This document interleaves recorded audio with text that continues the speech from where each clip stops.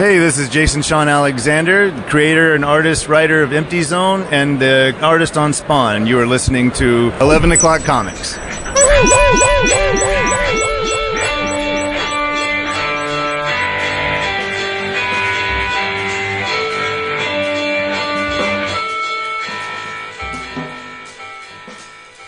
Hopefully all the bugs have vacated the premises, and we'll be able to hear Jason this episode.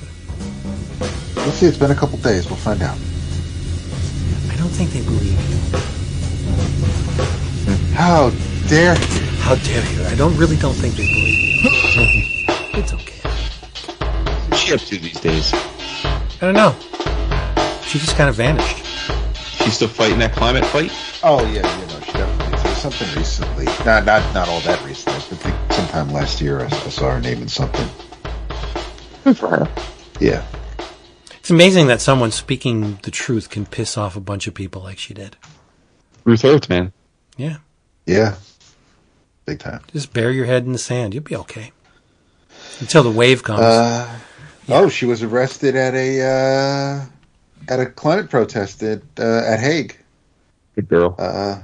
2 weeks ago. Oh, there you go. Nice. Keep him busy. Yeah. And we were busy. Because we read a whole bunch of comics, and we're bringing them to you this episode, 11 O'Clock Comics, episode 917. And I'm Vince B. Yeah. You are Vince B. I am David A. Price.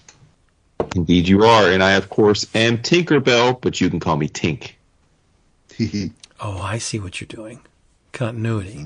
You are not Tinkerbell, because I would look at you in a totally different light if you were. You're Jason Wood, everybody, here together on another average, everyday episode of this thing brought to you by CheapGraphicNovels.com. CheapGraphicNovels.com have everything. They have a huge selection of omnibus editions, trade paperbacks, OGN, manga, all that stuff at a fraction of that tiny little price printed on the back. Plus the Marvel sale, 50% plus off Marvel trades and hardcovers. Just go there. You're going to find something. And when you do, you're going to order it. You're going to get an email receipt saying, hey, thank you. You're going to respond to that email receipt saying 11 O'Clock Comics sent me. And Max is going to give you free shipping on your next order. Savings on top of savings. It's like a sandwich of savings. Eat hearty, people. CheapGraphicNovels.com. I am still drinking the Sam Adam because I just love saying it. I'm having a lemon lime G0. Ooh, look at you. I decided, since I still had some from last week, and I still have some this week, so I'm not finishing it. I enjoyed it so much that I had to go back to the 914 bourbon from Westchester, right here in Westchester. Nice. On to the comics. Yes. I'm excited. Yeah. I don't normally do this. I talked about this series briefly in the past. I think criminally so. But my interest in it was reinvigorated by an email we recently received from Marvel. Yes. It's little promotional email saying that this summer, Steve Orlando, who's been helming the 2099 universe, is going to do Annihilation 2099. And it's going to be 5 issues. We're going to see, of course, Miguel O'Hara, Spider-Man 2099, Star-Lord, Red Hulk, Silver Surfer, Nova, Dracula, all the 2099 versions. Well, in Dracula's case, it's the same character. But art by Ibrahim Robertson, Jose Luis. We have Pete Woods, Ario and Tito. And guess what? Dale Eaglesham's going to illustrate an issue. So what's the deal with this? I went back and I reread Miguel O'Hara, Spider-Man 2099. It's a strange miniseries. Because it's 5 issues. And every issue is a done-in-one. And it's almost like he's he's a host. It's not quite a Marvel team up, but it's like it's about somebody. It's about another character that he just happens to be like in there. It's really not necessarily a Spider-Man 2099 story. He just happens to be it. I enjoyed it. Some issues more than others, but please continue. No, it's almost as if Miguel is a magnet for the horror-themed characters of the 2099 universe in this series. Written by Steve Orlando, you have art by Devmalia Pramanik, Michael Dowling, Jason Moore, and Stefano Raphael. And it's 5 issues. In the first, you get Blade 2099. In the second, Dracula 2099. The third is Werewolf by Night. The fourth is Terror Incorporated, which lit my whole world on fire. And the fifth is Man-Thing. So the stories are sort of interconnected. Not much. It's a really odd miniseries because when you hear miniseries, you're thinking, okay, I'm going to get a 5-issue story. Not here. They're one-shots. It's almost as if they had planned to do an ongoing and it didn't really sell, so it's just like, we'll end it at 5. But it's very strange. And if I've read the email correctly, Annihilation 2099 is going to be more of the same, where you have 5 issues, somewhat connected. I from what I inferred from the email, Dracula 2099 is going to be the big bad. And that's cool, because in the Miguel O'Hara Spider-Man 2099, the Dracula issue is the one with the most meat on the bones. Like, just to encapsulate what's going on. Dracula is trapped in Moon Knight's crypt on the moon. And he needs a ride back to Earth. See, Dracula was pissed that he and his people in Terra Rubra, which was the vampire capital, they were toasted by an orbital solar blast. And the survivors encased Dracula in a coffin, of course, lined with native soil, and shot him to the moon. And he's convalescing on the moon, healing. And when this story takes place, Drac wants to return to Earth to both avenge his people and drink some of that sweet, sweet blood. But what he doesn't know is that mankind has concocted this Band-Aid for the vampire plague. They created an entire planet for the vampires, which would make Mario Bava very happy. What they did was there's this nanite treatment that turns water into blood. So they found this planet and they terraformed it and they turned all of the water into blood. So you have vast oceans of blood. The place is called Domus Draconum. And now your vampire doesn't need to hunt, doesn't need to prey on, there's no victims involved. Take a dive into this blood ocean, drink your fill, and, convalesce, kick back, siesta. But vampires need someone to lead them. So the leader of this Domus Draconum is none other than Dracula's daughter, Lilith. And she's depicted exactly as she appeared on the cover of the June 1974 issue of Marvel's Giant-Sized Chillers, #1, featuring The Curse of Dracula.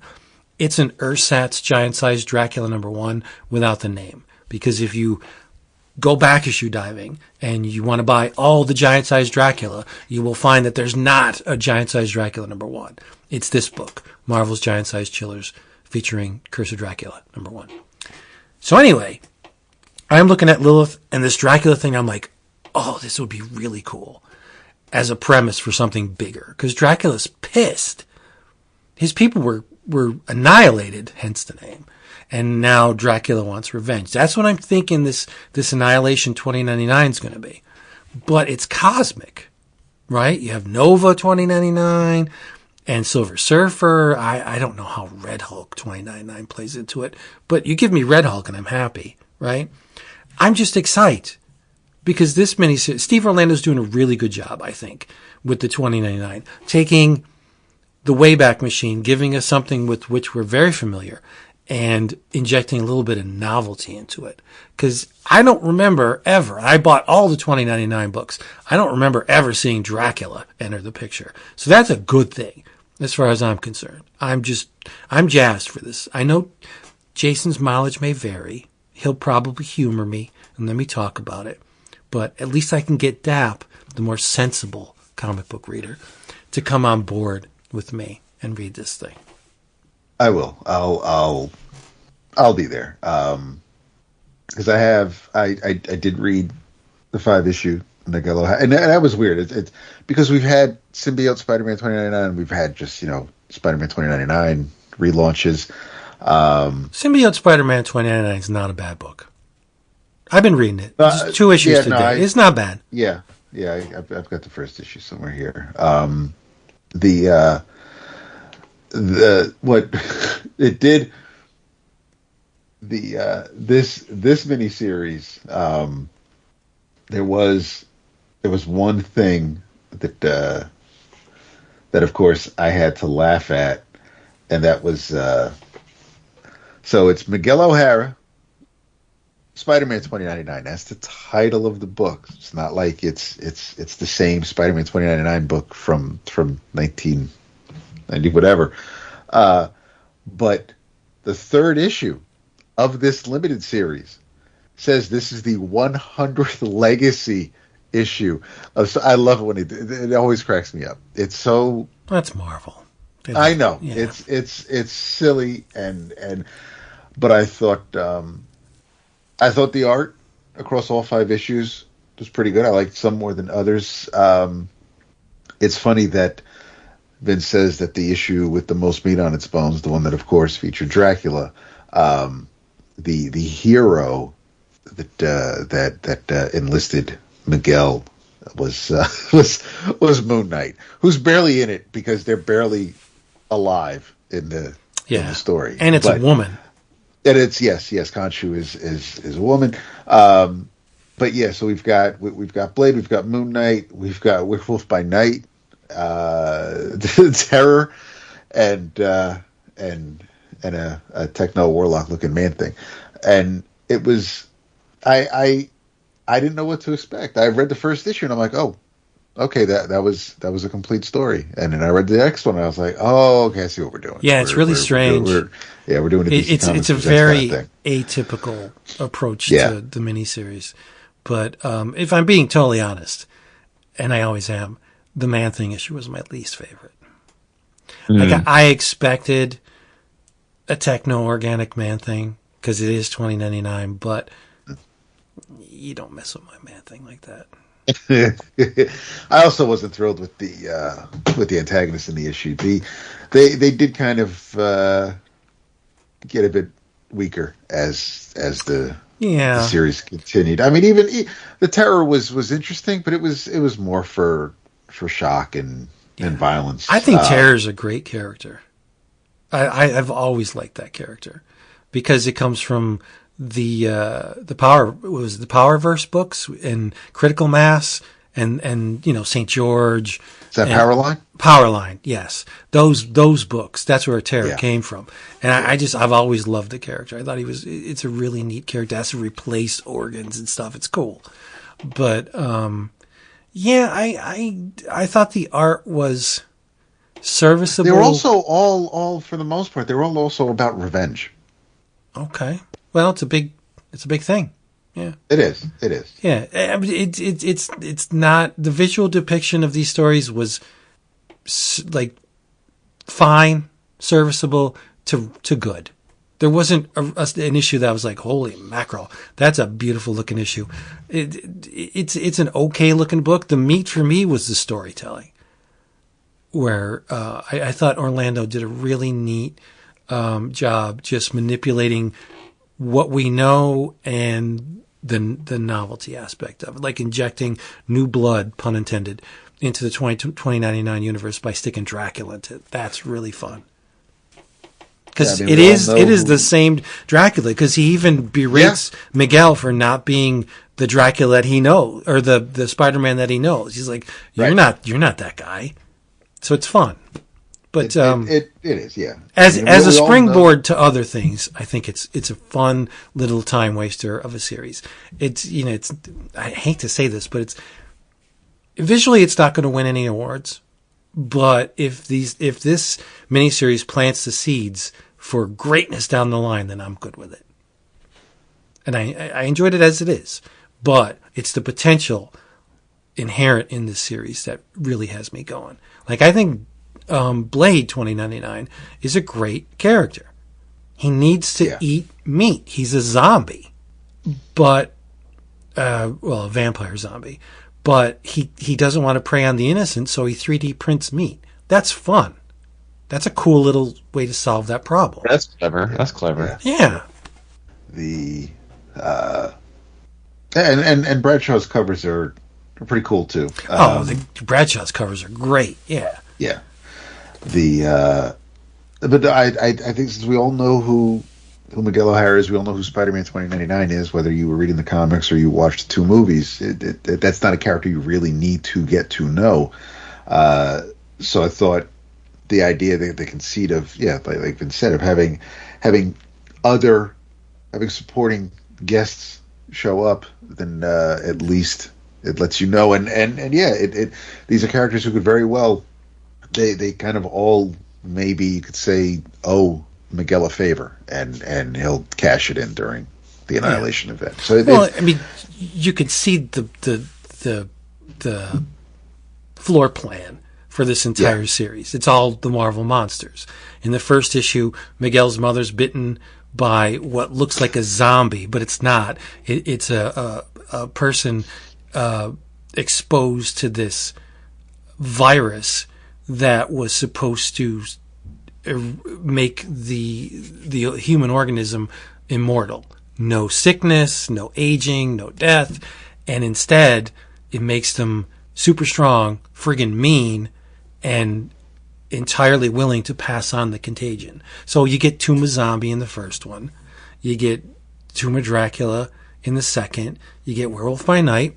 I think the Terror Incorporated is the curveball, but then number 5 you get Man-Thing. So it's like, let's just take the Marvel monster characters and make a nice little Halloween seasonal monster romp with Spider-Man 2099 in the middle. Now, and if you like the Marvel movies, the 2099 Spider-Man you saw in the Spider-Verse movies is not the same Miguel O'Hara that's in these comics. So don't confuse the two.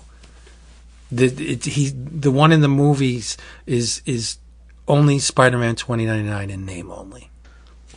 Yeah, pretty much. Yeah. So okay, these are great. They're fun. They're a very rewarding waste of time.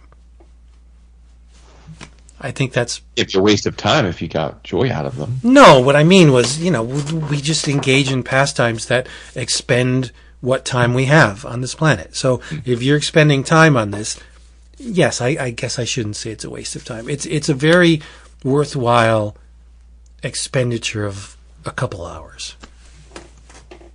There you go. Yeah. Well, you can ask for it from a comic. I think so. It's not Watchmen, but it's fun. Yeah. Jason, what are you reading there? Not that. I would never expect you to read it. Well, there's a little series called Fables. Oh, look at that. Which wrapped up for the second time this month. It took close to, if not a little more than 2 years for Fables to wrap up this time. It was a 12-issue arc, 151 to 162. But as we know, the powers that be and Mr. Bill Willingham took a pretty major issue with DC halfway through the relaunch and basically declare all of his characters as public domain, and it just got a little messy there. But I think some of us wondered if we were ever going to get the end of this arc because of that. But we did in fact have a conclusion, and I'm very glad for it. The entire 12-issue arc is called The Black Forest. It takes place issue 151 takes place literally minutes after the end of Fables as we knew it, issue 150, which I guess spoilers for a 10-year-old run. I don't remember when it ended, but the Fable characters who live on Earth have been exposed through the final battle that they had with Mr. Dark. And so all of the spells that they had used to hide in plain sight in New York City all those years is now over. And so the Mundi world, the human world, is now fully knows that they exist and has to come to terms with it. And so as Willingham is wont to do, there are multiple story arcs going through the narrative, one of which is the Mundis, including the mayor, dealing with this new reality of being out and proud in the middle of New York. Many of the Fables after this happens, understandably, go back to the other world with which they had originated. And for those that don't know the series well, most of the Fables on our earthly plane were there because they were driven away or left their more classic environments because of Geppetto, who was the big bad of the 150 issues, and was an emperor basically of everybody, and so they were on Earth trying to sort of be safe from him. But now that he's been defeated and they don't want to be out in public, they go back to they disperse back to from whence they came for the most part. There's an arc with one of my favorite characters, Cinderella, and Cinderella, always being the opportunist, takes this new reality as a way to gain power by basically showing up at I don't remember if it was the CIA or the FBI, and basically saying, you've got a Fables problem, you don't know how to deal with it, I am your answer, and basically becomes a very important because she's a spy in the comic, as you know, Vince. But so she's like, listen, I've always been a spy. I'm arguably the greatest spy ever, and so I'm going to be your spy and help you control the Fables. So that's her arc. The big bad of this 12 issues, which is what I alluded to in the last two episodes intros, is Peter Pan, and his enforcer is Tinkerbell. Tinkerbell in this world is almost like a genie. She is this incredibly powerful primordial force that Peter Pan has used magic to entrap. So she does his bidding and is his sidekick, but only because she's forced to. So Peter Pan is sort of machinating to try and assert power. We come to find out that he actually was the man behind the man. He actually was the one that allowed Geppetto to gain all that power and so forth. And then I'd say the crux of the book, the part that I enjoyed the most, is that Bigby, Snow White, and their cubs go to Bigby's home world, which he hasn't been to in centuries, and set up camp in the Black Forest. And they're just trying to live a pretty simple life, setting up a camp, just living out their days. But all the creatures and the people that live in the Black Forest now are none too pleased on this, because he comes back and he says, hey, I'm here. I reclaim this. This is my world. I'm the boss, but I'll go about your business. Just leave us alone and I'll leave you alone. And so the people that over the centuries had built up a power structure there are none too happy, and they want to try and do something about it. But again, how do you can't come at Bigby Wolf easily. I mean, he's basically one of the most powerful beings in the Fables lore, and so you kind of have to really treat him with kid gloves, even if you're pissed at him. And they, once they get set up, send their cubs, who are also extremely powerful, to go on an adventure. He says, hey, listen, it's time for you all to go on your own adventure. So go out and have a grand adventure and don't come home until you do. Which pisses Snow off as the doting mom. She's like, you just drove our kids away. And he's like, listen, they're immortal. They're gods. They'll be fine. They need to have adventures. And a lot of the 12-issue arc is the cubs getting to their adventures, which vary. There's each one gets into various adventures that are befitting of their personality type and their character. And so all these things are going on together, and it sounds probably very complicated, but anyone that read Fables as it was coming out knows that this is really where Willingham and Buckingham shine, integrating all of these different stories and arcs together seamlessly. So that you read this really rich book that feels much, much longer and fuller than 12 issues. And, for me, it was a wholly satisfying experience. I know for some they were frustrated with how long it took to come out, and some were frustrated with the fact that Peter Pan is built up to be the big bad throughout the whole arc and then is pretty quickly dispatched in issue 161 with not much trouble. But I'm fine with that. I think the point of it was just to get a taste back into this world again and to tell some stories, some hanging chads, I think, that they wanted, some itches they wanted to scratch.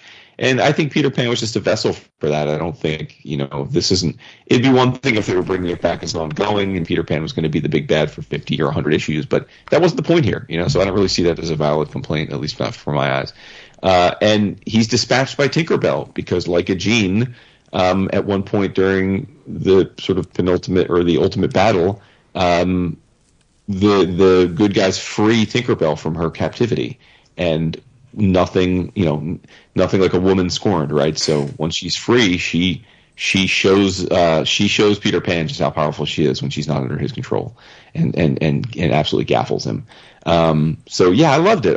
And of course, I mean, I'm talking a lot about the story, but this was another chance to see Mark Buckingham art for 12 issues, dude. And like, his work on Fables is just flawless. Yeah. And issue 162 is as gorgeous and detailed, and every line is perfectly drawn, and he does not know how to take a panel off.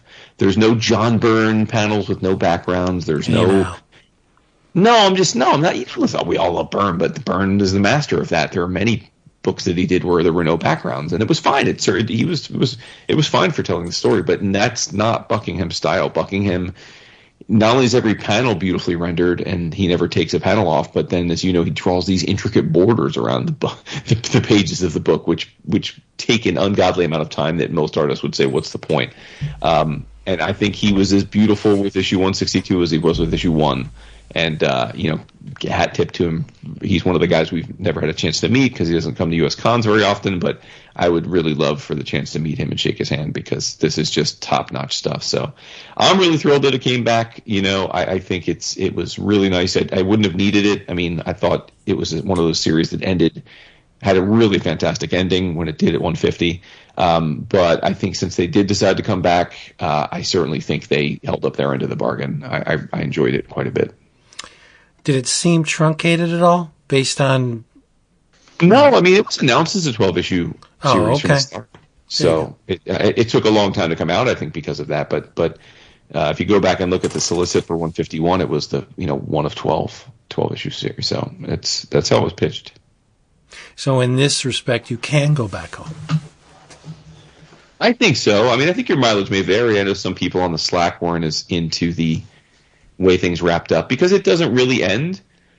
The issue 162 is basically an epilogue that sets most of the characters that are in this in New Adventures, which if we're to believe Bill will never get a resolution to because he's done with it.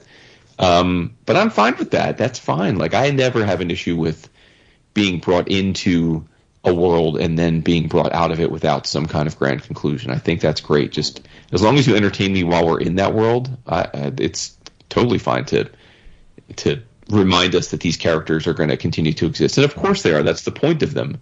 They're eternal they're time-tested ideas and forces of nature come to life. And so, needless to say, they are going to live on for centuries beyond this with many, many more adventures and stories. So I don't know why that would upset anybody that we didn't get some like magical, ribbon where everybody dies or everybody lives happily ever after. That's not the point of this. That's not the point of these stories.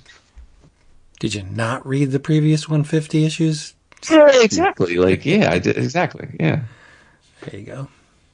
This was something I decided to just give a try on a whim, and I really didn't even know that these two titles were connected until I read the preview pages in the back of this first issue.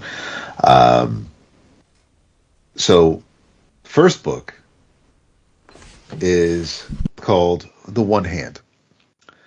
Published by Image, written by Ram V, art by Lawrence Campbell, Lee Loveridge on colors, Adita Bidikar on letters. The one hand is created by Ram V, Dan Waters, and Lawrence Campbell. And Dan Waters is responsible for the second book. So this one is the year 2873. The location is Neo Novena. And we are introduced to about to be retired detective Ari Nasser. And his claim to fame is the one-hand case. And just like the way the logo is on the cover, the murder scene had a bunch of these little squared off characters. These basically whatever kind of alphabet it was supposed to represent. The killer would write out these letters on a wall in the victim's blood, and there was a handprint at the end of the statement. So Nasser, we established that the detective likes to he phrases it. He likes to chew on things. He's deliberate. He doesn't mind repetition or a little pain as long as it gets him somewhere. So he can take his time with a case. There's no rush as long as everything lines up, makes sense. If at the end of the day you get the guy you're supposed to get, then that's what's important. But he, while he is walking back to the office for his little congratulations, you're retiring party, there seems to be another murder, a very similar MO to the person who has been arrested and is in prison, serving out his term for being the one-hand killer. And turns out that while he's not really celebrating, but while he's out with the rest of the department, a fellow detective who is eventually going to be his partner on this case, goes into the lieutenant's office, and Ari notices the file and asks questions. So yeah, it turns out, hey, here's the case again, and even though it's pretty much his last day, he lets everybody know he needs to see this through. So the when he gets to the motel and is checking out the crime scene, he's convinced it's their guy, and his partner's trying to figure out, how we can tell, and he says it's the cipher on the wall. They never released photographs, so whoever is aware, whoever did this knows about the previous times. But there's something slightly different this time around. So Ari's going to walk the streets, think about it a little bit. Apparently, he spent some time at we'll call it a brothel, but the staff here, they're all they're basically they're not clones. They're basically, but they're not real people. They're animatronics. Very, very similar to like Blade Runner. Just I'll think of the replicants that way. So when Ari's not necessarily thinking that he's going crazy, but he just needs to figure out what the hell is going on. So he notices that when he gets to the handprint, that just something just a little extra by the pinky, by the pinky of the right hand, kind of off to the side of the palm, and he comes to the conclusion that the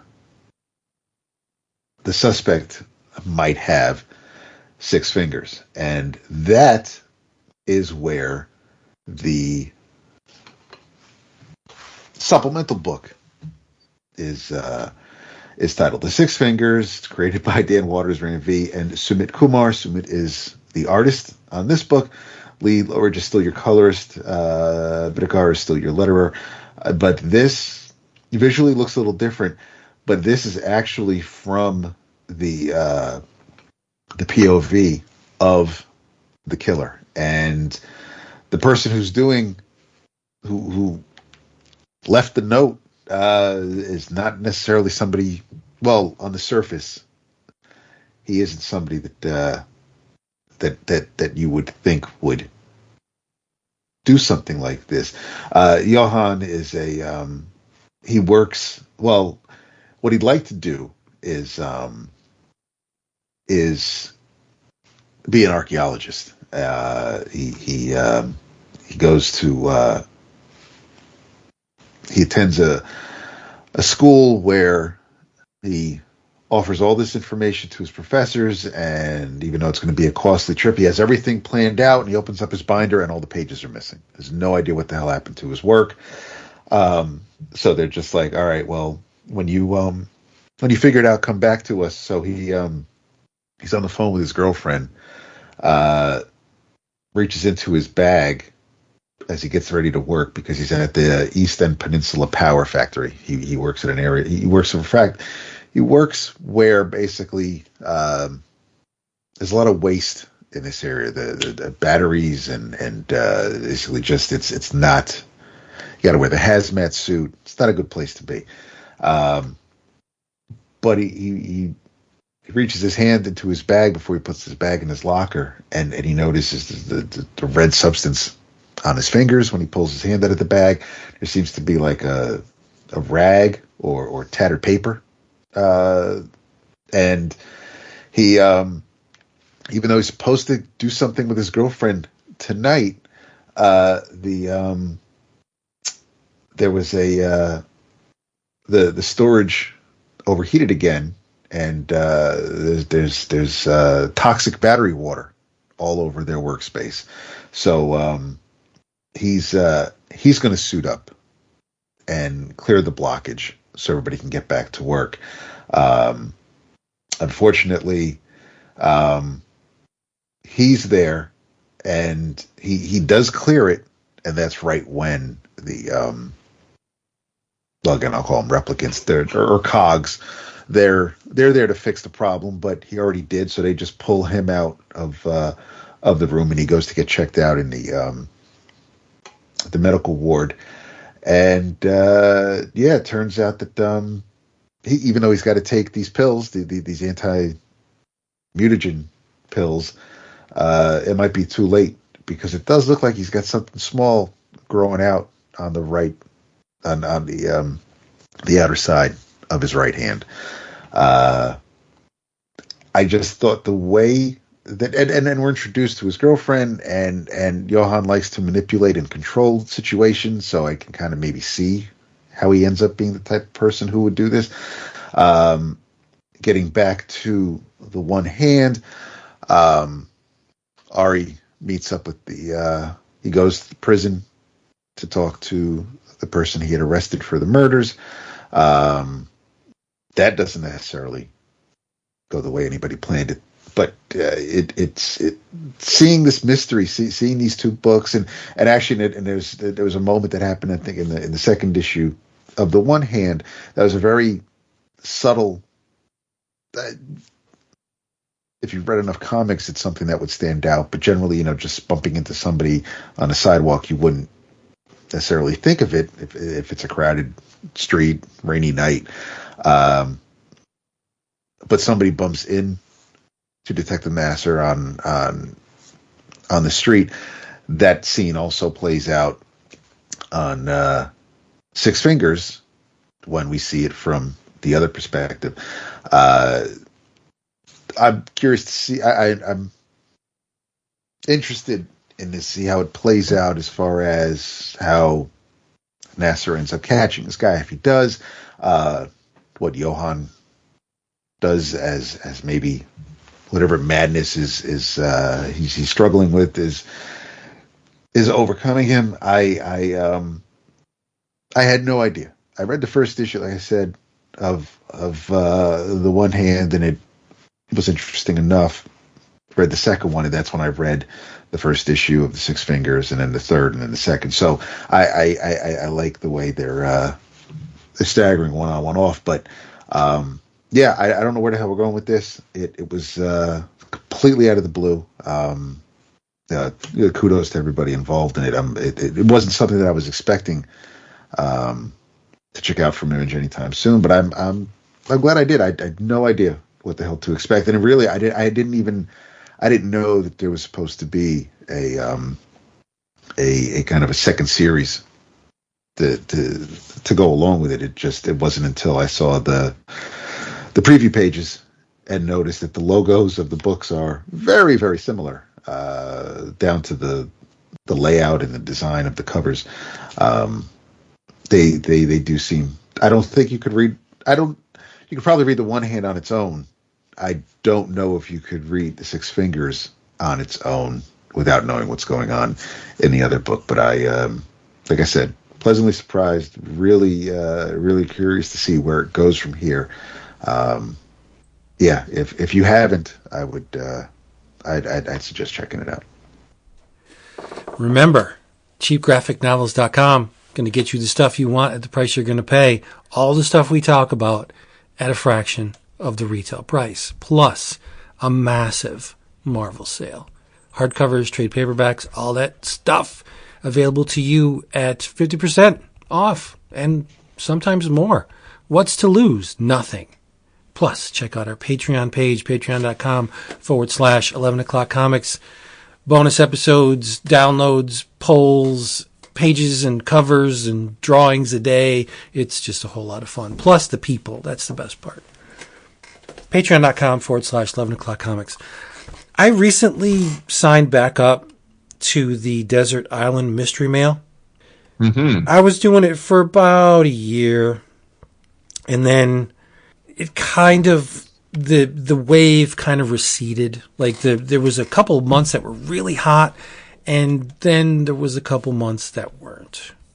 And so it's a good deal, but it's all random. In case you don't know what this exactly is, for $38, including postage, you can sign up for Desert Island, a Brooklyn institution, their mystery mail. And you don't know what you're going to get, hence the title.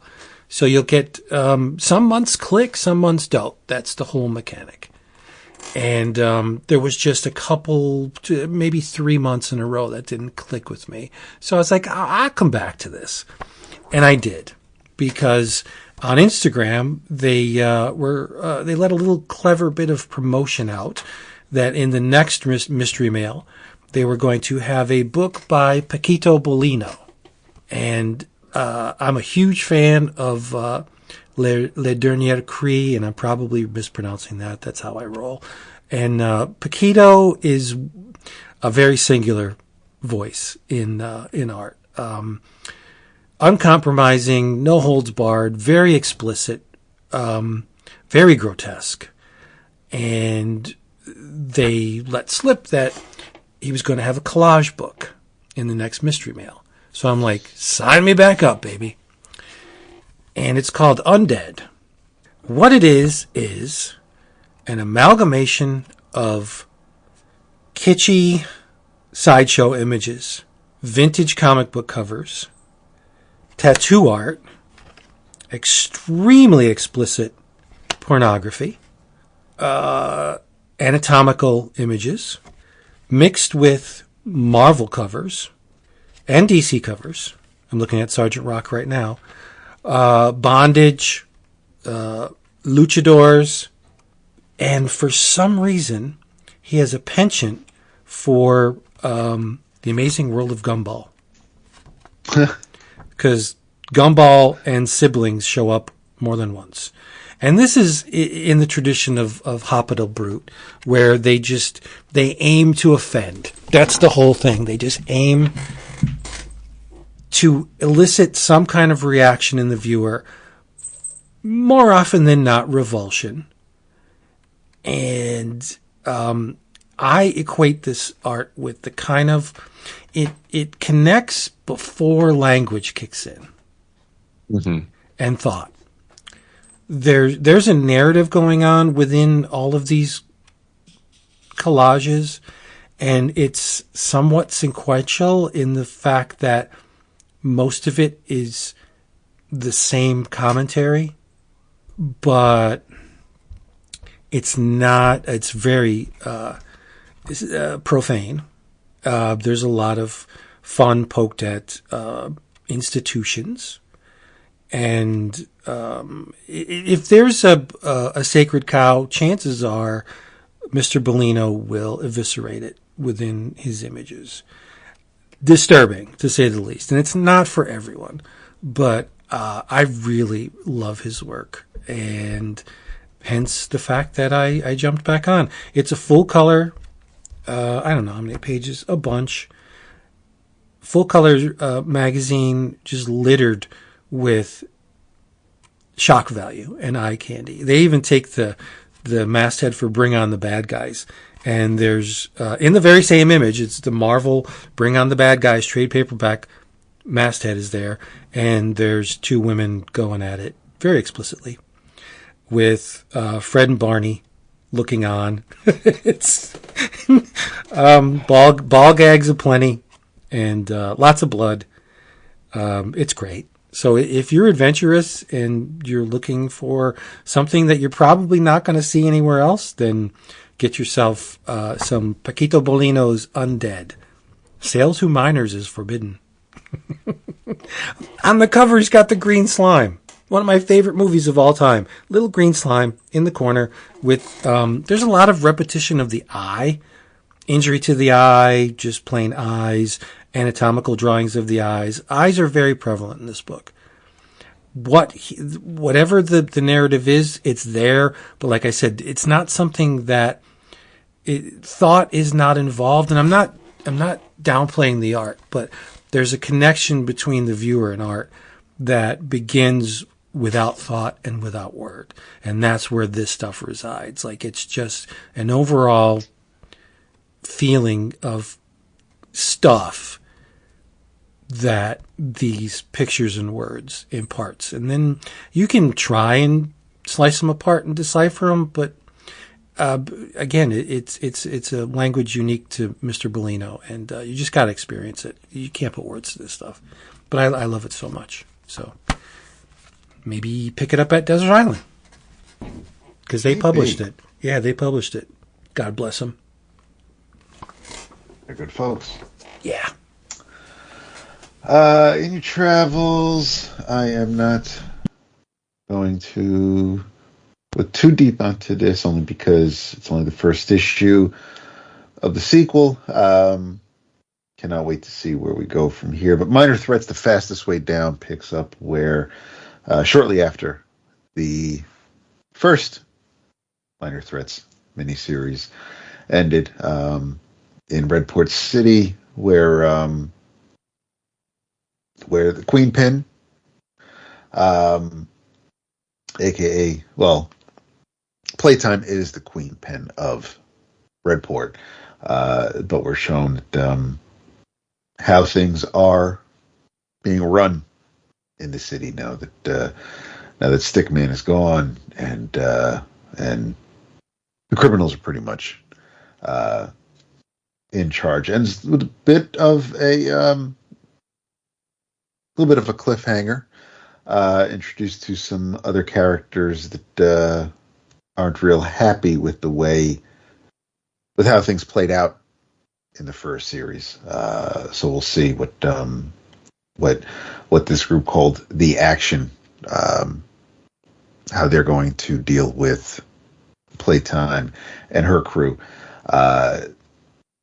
Art is still amazing. Same creative team. We got Patton Oswalt and Jordan Bloom on writing, Scott Hepburn on art, with Ian Herring on colors, Nate Picos on letters. But same great art, still witty, still clever, introducing a few characters that you may or may not care about and may want to see done away with. the Holiday Squad is definitely a group that I wouldn't mind seeing get theirs, but I thought the violent as hell, but still a lot of fun. I'm a little worried for Frankie, but I'm hoping that she isn't in too much trouble. But she seems to be dealing with some battles on multiple fronts. Whether it's this crew who wants to get to the end, at the bottom of what happened with Stickman, or a development company that wants to tear down buildings and build up new high rises. Of course. That is where Frankie's mom lives. So there's some stress. But yeah, I'm all in again for to see where this series goes. I still also have the alternates to read. But yeah, in your travels, Minor Threats, the fastest way down, #1. In your travels, I'm going to bring you back to the DC superhero world for a character that I don't know that I've talked a lot about over the years, but I do like, and that is Green Arrow.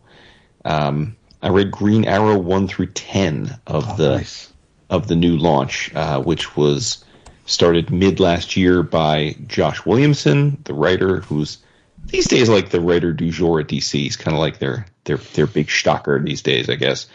And for the most part, the artist penciler is Sean Izakse, with a really fun fill-in 2 issues by none other than Phil Hester, which you gotta love. But it's a fun time. Like I said, I've always liked the character. This has a lot of feel goods for people that I think are probably nostalgic for the character more than I am. It starts where now this all takes place, as most of the books that rebooted last year, directly after the events of Dark Crisis, right? That's the last one, which I didn't read. So, but you didn't need to. It's just the point is that things are shuffled, right? And we're kind of getting our arms around the new status quo. In this status quo, Oliver has been shunted off into a faraway planet. A planet so far away that the Green Lanterns don't even have a sector there. And he's still kind of doing his Green Lantern thing. You know, he's still fighting the good fight, trying to keep people safe, or aliens safe, as it were. And then on Earth, they're all trying to figure out where Ollie is, and the whole crew is involved. You've got Black Canary, of course. You've got Roy. You've got Connor Hawk. You've got Arrowette, all the Arrow characters basically, or even a brand new one, she is I guess his niece. I don't know, because I'd never heard of her before, but I'm sure she's appeared other places. Point is, you've got like 7 or 8 different Arrow characters all getting up into cahoots, trying to figure out where he is. And it's just a fun time. Over the 10 issues, there's a arc with the Legion of Superheroes, because Ollie keeps getting shunted off into different times and places, and he's shunted into that future where the Legion is. There's a part of the run where they're trying to track down Sanctuary. Talk about a throwback to Tom King's Heroes in Crisis. Never thought I'd see that again. And yeah, just a bunch of different interactions. This is still during the time when the Justice League doesn't exist. Still, I believe, continues to not exist. And I just thought it was a lot of fun. Isaac Zay is a classic superhero artist, like just really super clean lines, really energetic. It just great at doing sort of big splash pages with teams and characters fighting. So I think he's a perfect, one of many perfect choices for this. And it was fun seeing Hester do his thing, because certainly for some of our younger listeners may not realize, he had a very long run on Green Arrow back in the day. So overall, thumbs up. I'm going to keep reading it. It's a fun superhero comic. Just, a straight, like, double down into the gap. Like, not a home run, not like a 5 out of 5 where you just, it's going to be competing for, Oscars votes, but absolutely a fun part of the stack. Cool. Excellent. All right, everybody. Thank you for being here with us this time. Hope you're here next time. Buy some comics, read them, enjoy them, love them, talk about them. what better things are there out there? Not much. Come back next time. We'll probably be talking about them. Say goodnight.